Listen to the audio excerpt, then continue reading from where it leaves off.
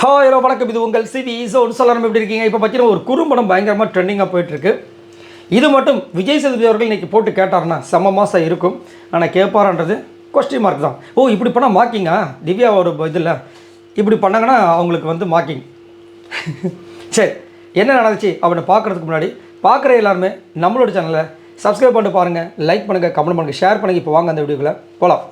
So 2 நாளைக்கு முன்னாடி வந்துட்டு கனி, அரோரா, திவ்யா பயங்கரமாக பேசி சிரிச்சிருப்பாங்க. நைட் நேரம், அந்த நேரம் விஜய் பார்வதி பயங்கரமாக வந்துட்டு எல்லா பாத்திரத்தையும் தொலைக்கிட்டு இருப்பாங்க.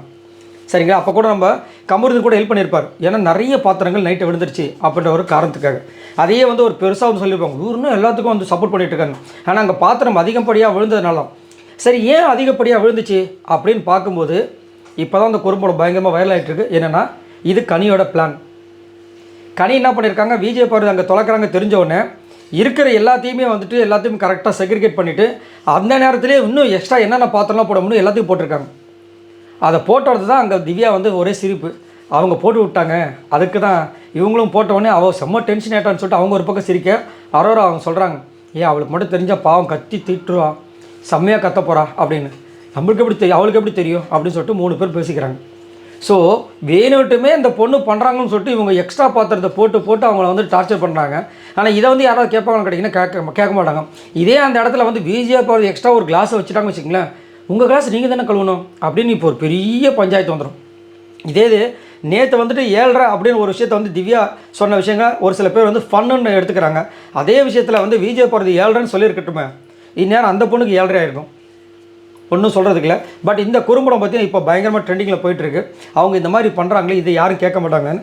ஏன் இல்லை, இன்றைக்கி விஜய் சேதுபதி எபிசோட் இருக்குது, கண்டிப்பாக விஜய் சேதுபதி கேட்பார் பாருங்கள் அப்படின்ற மாதிரி இருக்குது. ஏன்னா எப்பயுமே பார்த்தீங்கன்னா அகெயின்ஸ்டாக தான் இருக்கும் ஒரு எபிசோட் ஃபுல்லாகவே, அதாவது சீசன் ஃபுல்லாகவே. திடீர்னு பார்த்தீங்கன்னா அசீம் வந்து திட்டிகிட்டே இருப்பார் கமல்ஹாசன் அவர்கள். திடீர்னு வந்து அசீமுக்கு சப்போர்ட் பண்ணுவார். ஆரிக்கு வந்து ஒரு மாதிரி பேசிட்டே வருவார், திடீர்னு பார்த்தா ஆரிக்கு சப்போர்ட் பண்ணுவார். அர்ச்சனா ஒரு மாதிரி பேசிட்டே வருவாங்க, அர்ச்சனாக்கு திடீர்னு சப்போர்ட் பண்ணுவாங்க அப்படின்னு ஒரு நடக்கும். அந்த மாதிரி எனக்கு ஒரு வேளை வந்துட்டு விஜய் பார்வதிக்கு விஜய் சேதுபதி அவர்கள் சப்போர்ட் பண்ணி நேற்று வந்து திவ்யா வந்து இந்த மாதிரி பேசின விஷயங்களும் தவறு. இந்த மாதிரி எப்போ பார்த்தாலும் அந்த பொண்ணு ஆமாம் வேலை செய்யல நம்ம பேசிட்டோம், இருந்தாலும் அந்த பொண்ணு ஒர்க் பண்ணுற டைமில் மட்டும் அதிகப்படியான பாத்திரங்கள் வருது, அது எப்படி, அதுவும் கிச்சன் டீமில் வந்துட்டு கனி இருக்கிற நேரங்களில் எப்படி இந்த மாதிரி வருது அப்படின்னு கேட்டாங்கன்னு வச்சுங்களேன், செம்ம மாசாக இருக்கும்.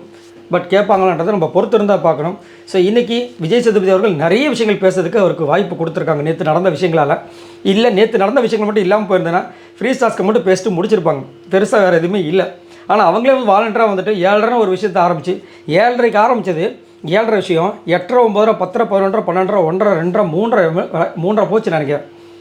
ஒரு 7:30 விஷயம் 3:30 வரைக்கும் போயிருக்கு பாருங்கள். சரி, இதை பற்றி உங்களோட கருத்துக்களை சொல்லுங்கள்.